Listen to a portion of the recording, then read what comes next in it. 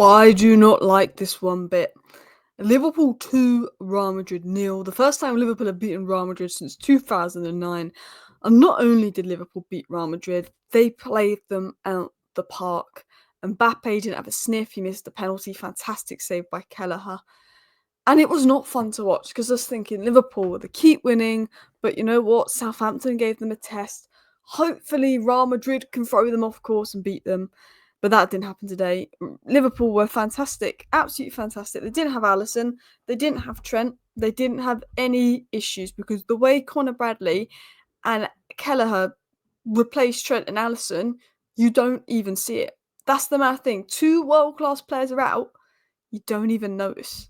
It's ridiculous. And look, if you take away the penalty, Real Madrid's XG would have been about 0.4, 0.3. Which shows how solid Liverpool were defensively. I thought Van Dijk was excellent. Conor Bradley, fantastic. Mac Allister, Gravenberch, Curtis Jones, the technical abilities and athleticism in that midfield. Round the show, I think Liverpool will beat City. And I'm going to talk about that in a second. But I think if you look at Gundogan and his ability to defend transitions and the lack of legs in City's midfield, what Tottenham did to them, City could be in trouble. Because as a Man United fan, the 2 games that Man United were awful in was Liverpool and Tottenham because they were the 2 teams that destroyed our midfield because our midfield lacks legs at United and City have got that same problem of a midfield lacking legs. And where Liverpool won today was the legs and energy in their midfield. Right now, Liverpool are top of the Premier League, they're top of the Champions League and they end a 6-match losing streak against Real Madrid. Liverpool are the only side with a 100% record this season's Champions League and are 8 points clear at the top of the Premier League table, having won 17 of their 19 matches so far in 24-25. They've drawn to Arsenal and lost to Forest, which they probably could have got a draw out of that Forest game, to be honest. But Forest are a team not to be slept on.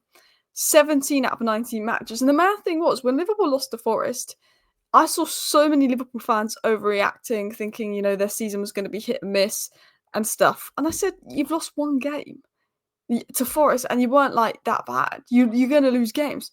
But they've won every game in a draw to Arsenal. 17 out of 19 matches. Arne Slot did not get a transfer window because we're not counting Chiesa and Marmadashvili, are we?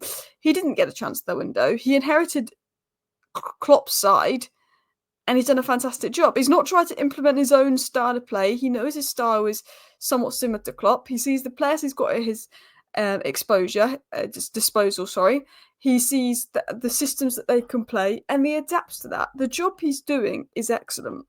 And I tell you what, Modric, hang your boots up. Legend of the game, but hang your boots up. Liverpool's midfield was incredible. Liverpool's defence was incredible and the attack caused problems on the transition. Luis Diaz has got the lowest rating on SofaScore, but I thought he was pretty dangerous actually. He impressed me at times, more so in the second half. So let me dive into more detail. Liverpool's high-intensity running is unmatched. The athleticism and the work rate of the senior squad is unreal. And this is what makes me jealous. And I hate to say this, as a Man United fan, I am jealous of how hard Liverpool work.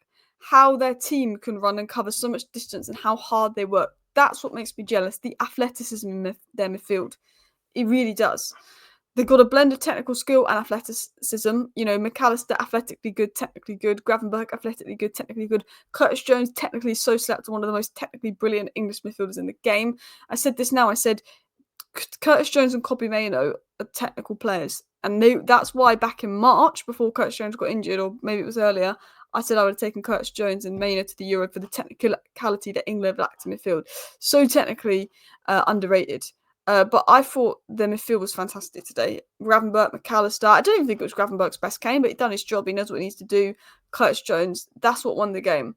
I thought Liverpool were incredible in the transitions. They were just really getting at Real Madrid. And I noticed this. Liverpool in the first half was a 4-3-3. Conor Bradley was deep lying fullback. Deal with Mbappe. Do a defensive job. Now, I did a video talking about the real reason Liverpool are top of the league. I must have done that about a month ago now. And that video, the real reason I thought that Liverpool was top of the league was their second halves of games. Brighton, for example. Ipswich, there was a few other games I listed in my head where Arne Slot had changed his tactics at half-time and come out and done something different. And I said Arne Slot's ability as a manager to make tactical changes at half-time and then the squad to have the intelligence to implement that, That is an asset to Liverpool's recruitment. That is an asset to Arne Slot. That is incredible. But Arne Slot's ability at half-time to read what the opposition is doing, make tactical tweaks so Liverpool come out in the second half and win games, which he's done, I'm going to say 6-7 times this season. I think he's a manager. He's probably the only manager in the league that I think almost changed his tactics half-time nearly every game. I don't think other managers do that. Is one of the reasons Liverpool are top of the league, because they win it in the second half. Or even when they're behind to Southampton, they go win it. He makes the right subs. He makes the right tactics. His understanding of the game is absolutely intelligent, absolutely incredible, and it makes me absolutely jealous. But he shifted to a 3-1-6 with really high pressing fullbacks. Conor Bradley was moving, sort of inverting, and he was creating the extra body. So in attack, Salah had more space and Liverpool could be more lethal in the transition. And props to Bradley for being able to do and implement both roles. Props to the Liverpool players for doing that. But the tactical adjustments is why I think Liverpool are where they are, because of Slot's tactical understanding. You know, Mbappe's not going to track back, overload the side. Salah gets 3. Salah had a couple of opportunities where it's 3, won the penalty. That's what it was. Slot's in-game intelligence is an absolute joke. And I saw Ben Bowman say this. This was what I was trying to say earlier. Gundogan in defensive transitions on Sunday at Anfield versus Jones, Gravenberch, Diaz, Salah, Nunes, Gakpo. Yikes. I watched Tottenham, Man City, Gundogan, Bernardo Silva. They're going to struggle. I don't know. Pep's a smart guy. Pep will know this.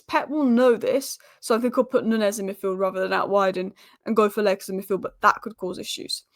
So let's talk about Liverpool, because H said here, Liverpool conceded 0.38 non-penalty XG tonight. Juggernaut defence with some of the most relentless attackers in Europe in their forward line. Tactically, even though Madrid were awful, I thought Liverpool was so strong. Some very interesting positions from fullbacks in attack. And we'll just talk about the tactics of Slot and how good it was. But 0.38 non-penalty XG. Liverpool have the best defensive record in the Premier League. They don't concede many goals. And one of the reasons, I mean, Konate, I think, had the better season than Van Dijk, but Van Dijk was at his best today, is Virgil van Dijk. He is arguably the best centre-back in the world. Hate to say that. 90 out of 93 accurate passes, 1 out of 1 successful dribbles, 10 passes into the final third, 8 out of 9 long balls, 3 out of 4 ground drills won, 2 out of 3 aerial drills won. Him and Konate, absolute monstrous players off the ball. They're so difficult to beat because they're fast, they're strong, they're good in the air, they read the game well, they defend the right channels, they can defend large space, they're so athletically good. But what Van Dijk has that sets him apart a little bit from Konate overall, but Konate's been fantastic this season, is how good he is at breaking the lines in a build-up and on the ball. And Konate is good at that, but Van Dijk's ability on the ball is fantastic. His ability off the ball is fantastic. He's quicker than you, he's faster than you, he's stronger than you. I think his injury resulted in him losing a little bit of pace, but he's adapted to that. He's learned how to read the game well. His understanding, his intelligence.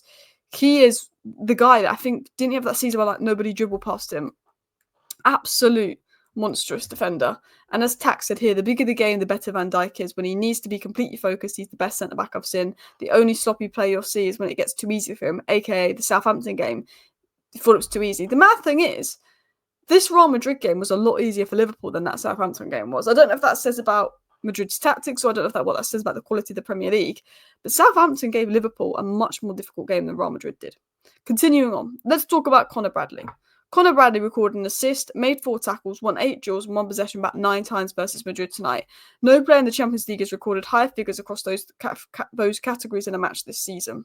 Conor Bradley. Assist, chances creating, 8 passes into the final third, 2 out of 4 tackles won, 9 recoveries, 7 out of 11 ground duels won, 1 out of 1 aerial duel won, and 1 3 fouls.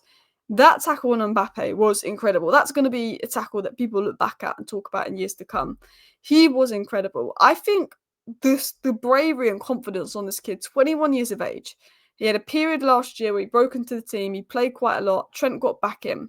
Now, I'm going to go back to Brandon Williams, and I am not comparing Conor Bradley to Brandon Williams because Conor Bradley is levels ahead of Brandon Williams. But Luke Shaw got injured. Brandon Williams came in for United, and Brandon Williams was pretty good.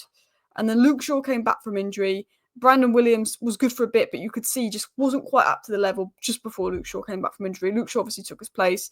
And then, when Brandon Williams did get an opportunity when Luke Shaw again got injured, he just couldn't step in. He was good. He had like a break, couldn't step in. Conor Bradley, far better than Brandon Williams when he first came in. But he then was on the sidelines quite a bit because Trent, you're not going to beat Trent. Trent's out and he steps up. He's not one of those one-season wonders where an academy player looks good for about 6-7 games and then, the real colours show. No, he's a good player. He proved that today. Mbappe is the biggest test. He proved he's a good player because Trent wasn't there, didn't notice. didn't notice. He was able to play in 2 different roles and 2 different systems. Best player defensively in the first half, going forward, causing so many problems in the second half for Liverpool. I thought he was absolutely excellent. He caused issues for the opposition attack. His runs, his movement was drawing out defenders. It was creating space. It was creating overloads. He handled Mbappe effectively. You didn't even know that Trent was not there. And Real Madrid are trying to get Trent to run down his contract. Liverpool be like, Liverpool will want money for Trent because he's a good player, but it's not the end of the world if you lose Trent. I think Liverpool need to give Trent, Van Dijk and Salah a new contract, but he's good and he's done it for a year now. And obviously, I didn't really watch him at Bolton, but I spoke to a Bolton fan about him, and what I heard about him at Bolton and doing my research at him at Bolton, he was very good there as well. Got the assist from the Mac Allister goal, was brave, adaptable. Yeah, coming up against Mbappe, the bravery, everything he showed was fantastic. Under pressure, on the ball, movement. I just think his intelligence and movement to position himself, to know where to be, is incredible. I think his understanding of the game is really underrated, but he's also got really good stamina, really good running power to get up and down the flanks, to defend the channels, get back when needed, push forward when needed. And again, the energy and the overloads was causing Real Madrid problems and exhausting Real Madrid out. And again, that also comes from the flanks. I thought Robertson, bar the penalty, was better today, but I think Liverpool will need to look at a new left back long term. Thought Mac Allister had a really good game, looked back to his best. 1 goal, 2 chances created, 2 big chances created. Was really trying to get forward, make things happen. 3 out of 4 accurate long balls. I thought Mac Allister had a very good game today in terms of just winning the battles in midfield, the coverage, but also the influence he had in creating the chances. 1.10 expected assists. I don't know if he got an assist today. He didn't, did he? But let's talk about Mac Allister and Jones, because I'm going to throw Jones in as well, because I thought they were 2 standouts in midfield. Mac Allister made so many forward runs. He was consistently causing Real Madrid issues, and he was making it hard for them to track him. His passing was going forward. He wasn't passing sideways. He kept trying to be progressive with his passing, and I felt that he was setting the tempo of the game. He was making good runs, making forward runs. He made it really hard for Madrid. What I noticed was Madrid's midfield was dominated, but Mac Allister is so technically good. He can receive the ball all angles, all areas, between the line, turn, play it forward, causing problems. But what caused the most problems was Mac Allister's runs into space, which was drawing Real Madrid players to have to track him, which was creating, again, overloads. But the space that he was finding and the influence that he was having was incredible today. And I think he was strong in his duels. He covered the ground, and him, Curtis Jones and Gravenberch have got a blend of technical ability. And Liverpool have got their recruitment spot on. They didn't get Bellingham, they didn't get Enzo Fernandez, they didn't get Caicedo, they didn't get Subamende. But in Curtis Jones, Gravenberch, and Mac Allister, you've got 3 players that are athletically good, technically good, and intelligent. And that is a manager's dream. That is a manager's absolute dream. And if you add Subamende to that, and you've got a big competition for Gravenberch, and you need depth there, Liverpool just need to add a Stiller or a Subamende or a Belieber even to their team. Curtis Jones, I thought, was fantastic. Rarely loses possession, can dribble and out tight spaces with ease. I did a video about a year ago today where I spoke about Curtis Jones' ball retention being so underrated, and I think he gets too much stick. I think he's so technically good on the ball. Got technical ability, as I said, runs into space, and yeah, I thought he was fantastic today. Konate might be injured. I was praising Konate this season. I think he's been fantastic, and I said the one thing that Liverpool have been quite lucky with is he hasn't got injured, but he might be injured. But Joe Gomez, again, has proven he steps in well.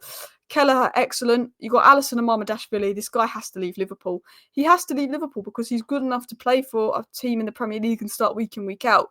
Emi Martinez left Arsenal, went to Villa, starts week in, week out.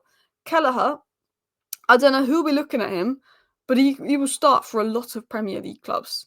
He would start for a lot of Premier League clubs. And I think he could start for some pretty good sides. Newcastle could look at him to replace Pope. Diaz and Gakpo. Gakpo just fought 7 goals, 2 assists this season. He's not started that many games as well. Influence, thought he was good when he came on, got the goal. But I thought Diaz in the second half came alive, delivered a brilliant ball for Salah, which resulted in the penalty, which was just fantastic, that play. He nearly scored in the final moments as well, just a poor touch there. The energy, the directness, his ability to drive forward, to dribble. I think on the eye, Diaz had a good game in a weird way. I think first half, maybe not so much, but second half, I thought he was good. Anyway, people, please do hit that like button if you have not already. Of course, subscribe down below if you're new. Thank you for watching. Let me know your thoughts down below. Bye.